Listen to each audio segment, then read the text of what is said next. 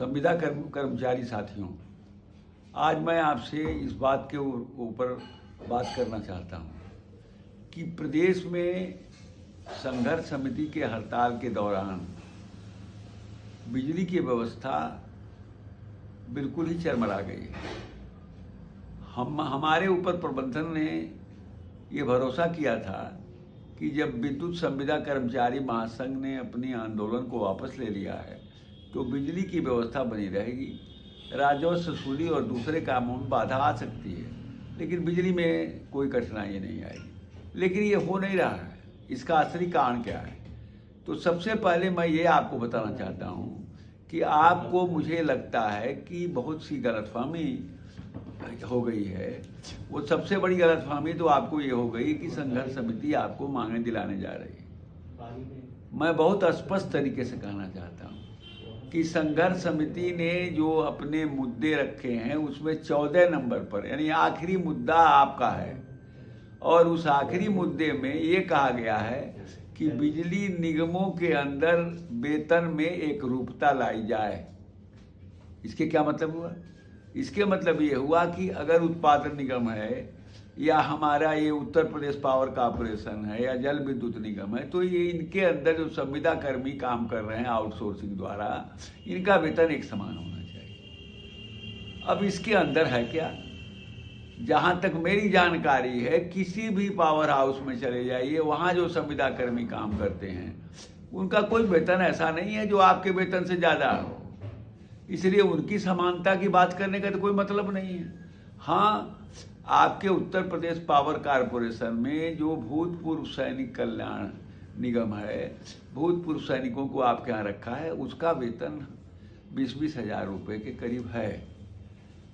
अब सवाल एक बात होता है कि ये जो बात आप कर रहे हैं, अगर मान लीजिए कि जो भूतपूर्व सैनिक कल्याण है निगम से लोग रखे गए हैं, अगर भूतपूर्व सैनिकों को हटा दिया जाए, जैसा कि यही शक्ति भवन में है, शक्ति भवन में अब जो है वो टेंडर के माध्यम से हो रहा है, अगर हटा दिया जाए तो क्या आपके वेतन की मांग खत्म हो जाती है?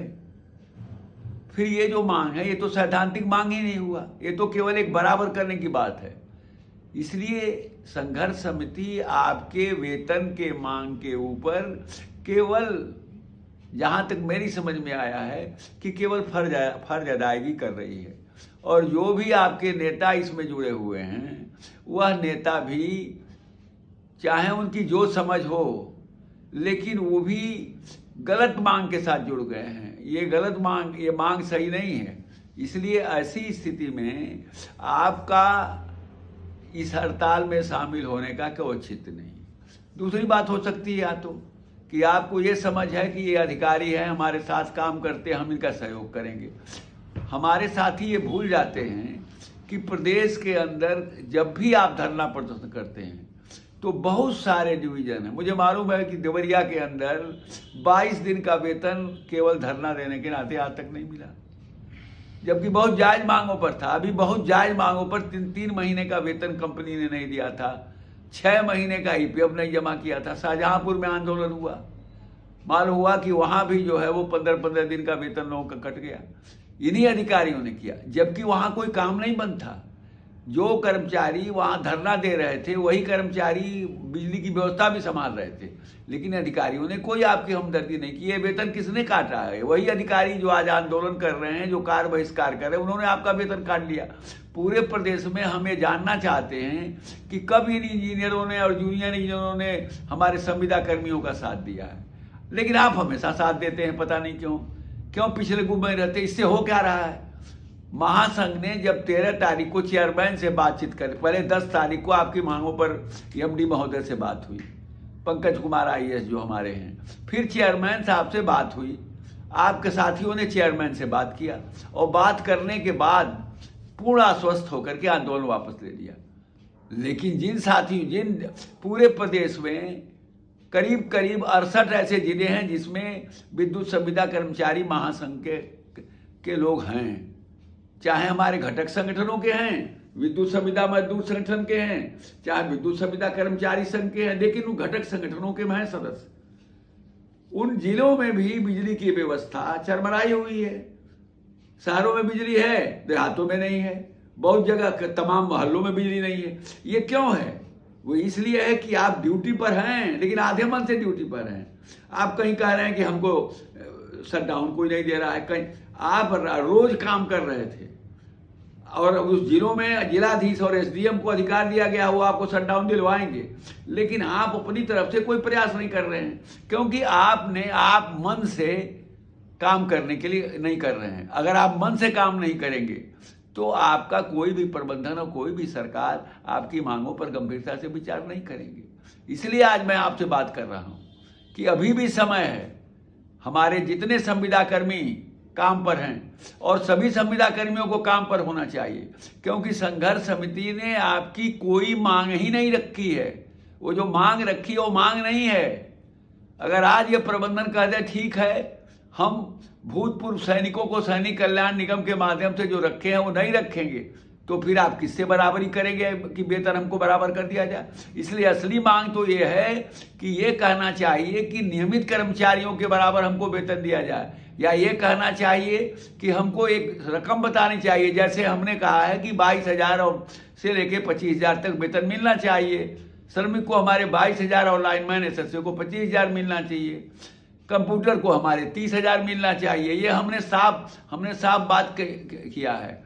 इसलिए ये बात नहीं, वो उसके लिए मैंने कहा 30,000 जो कार्यालय में जो हमारे काम कर रहे हैं उनके लिए कहा है, कंप्यूटर ऑपरेटर के लिए।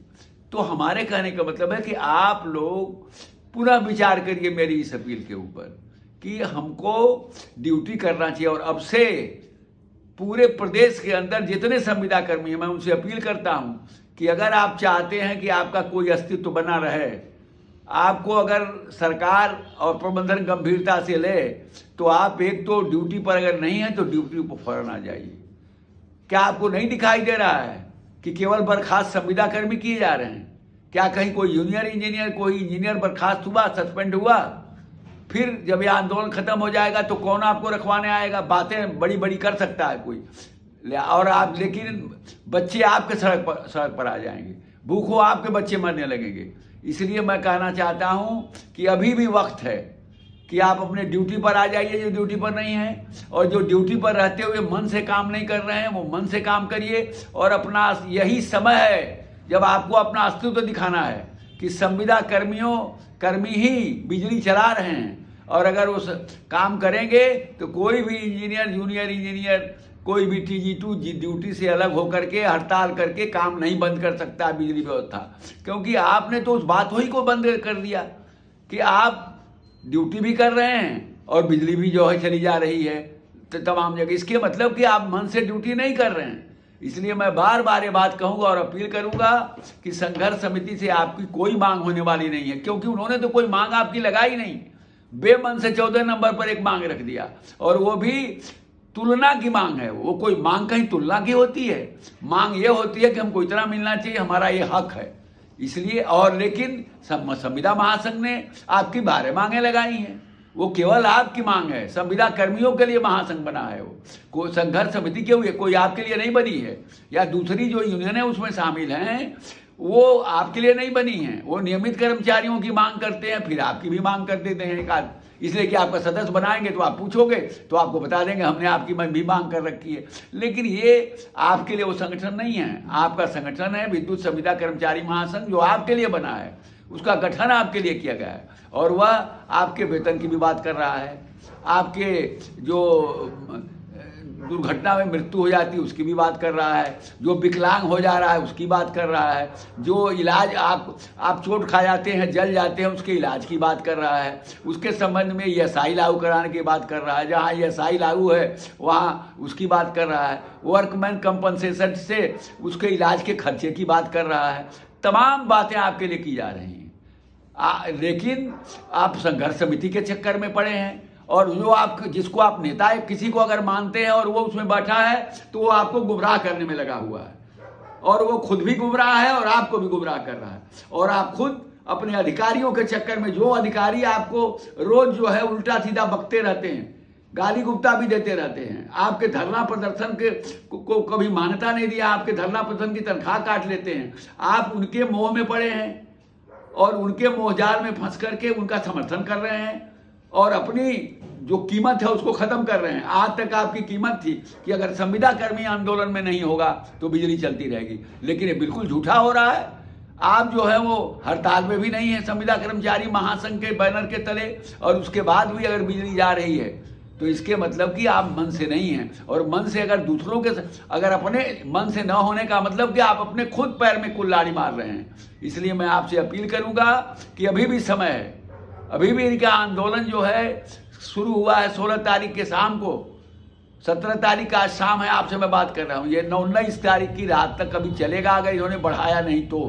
इसलिए अभी भी वक्त है, 2 दिन का समय है कि आप सारी बिजली जहाँ जहाँ बिजली गई है वहाँ लग करके बिजली को अपनी जगह पर लाइए, और जो है वो, और जो लोग भी हड़ताल में भाग लिए हैं उनके कहने से वो वापस आ जाएं और अपने हितों को देखें। और विद्युत संविदा कर्मचारी महासंघ जो केवल आपके लिए बना है और आपके हितों की बात करता है और आपकी लड़ाई लड़ रहा है और आगे लड़ेगा और आपका हक दिलवाएगा, मैं निश्चित रूप से आपके सामने ये कहना चाहता हूं कि आपका वेतन भी बढ़ेगा, आपका जो है वो जो चीज़ें हमने रखी हैं, आपके इलाज की बात कही है वो होगा, आपके बीमा का भी 10 लाख मैंने कहा है वो 10 लाख का होगा, ये सारी चीज़ें आपकी होगा। और ये केवल संविदा कर्मचारी महासंघ करेगा और कोई नहीं करेगा, और इसके घटक संगठन कराएंगे। इसलिए मैं आपको पुनः आपसे अपील भी करता हूँ और आपको सलाह भी देता हूँ और आपसे कहना चाहता हूँ कि आप बिजली व्यवस्था में मन से लग जाइए और बिजली की व्यवस्था को सुचारू रूप से लाने में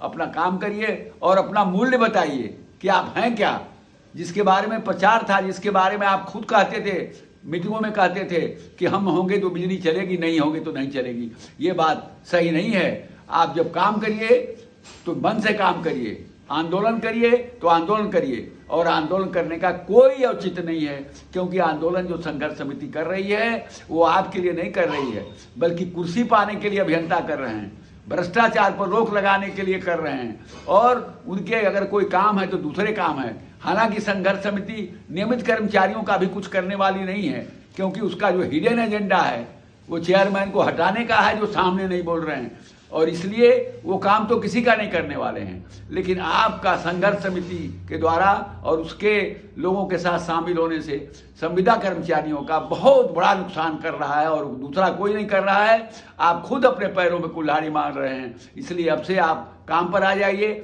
मैं ये भी आपको भरोसा दिलाता हूँ कि जो संविदा कर्मचारी बाहर निकाल दिए गए हैं ड्यूटी से, उनको हम सरकार से और प्रबंधन से गुजारिश करेंगे कि वो लोग पुनः रख लिए जाएं, चाहे महोबा में हैं, चाहे दूसरे जिलों में, जो सैकड़ों की तादाद में, जो हजारों की तादाद में भी हो जाएंगे अगर आप ड्यूटी नहीं करोगे, क्योंकि केवल आप ही निकाले जाएंगे। मैं आपको सूचना दे रहा हूँ, 1991 में हमने हड़ताल करवाई, यही भाजपा की सरकार थी, लालजी टंडन साहब चीफ मिनिस्टर थे। उन्होंने केवल मास्टर रोल को नौकरी से निकाला, और जाके पता लगा लीजिए गोरखपुर के अंदर निकाले गए थे, करीब 250 आदमी निकाले गए थे, और इसी तरह सब मिला के पूरे प्रदेश में 700 आदमी निकाले गए थे, 5 साल लगातार लड़ करके। और ये लोग जो रेगुलर कर्मचारी थे, जिन्होंने उतारा था इनको, जो कहते थे कि जब तक ये मास्टर रोल ज्वाइन नहीं करेगा हम ड्यूटी नहीं ज्वाइन करेंगे, वो सब ड्यूटी ज्वाइन कर ली और मास्टर रोल सड़क पर रहा। मैं 5 साल लड़ा 1996 में तत्कालीन गवर्नर बोरा जी को बुला करके, जब गवर्नर रूल था तब जा करके इस मस्टोल को मैं रखवाया, और कोई बरेली, कोई बादा, कोई उरई, कोई जालौन, कोई शाहजहांपुर पोस्ट हुआ था उस जमाने में, क्योंकि जगह नहीं थी, और आज वो अपने अपने जिलों में गए प्रयास करके। इसलिए ये इतिहास बताता है कि कोई आपका साथ नहीं देगा, आपका भाई संविदा कर्मी आपका साथ देगा, और आपका संघ जो महासंघ बना हुआ विद्युत संविदा मजदूर महासंघ का, वही आपके हितों की रक्षा करेगा। इसलिए आप अपनी प्रतिष्ठा को बनाइए, और सरकार के अंदर और प्रबंधन के अंदर ये आप अपने उनको समझ पैदा करिए कि नहीं, अगर आप ड्यूटी पर हैं तो बिजली जो है चलेगी। ये अब से इस काम को शुरू कर दीजिए, यही मेरा आपसे अनुरोध है। धन्यवाद। जय हिंद, जय मजदूर।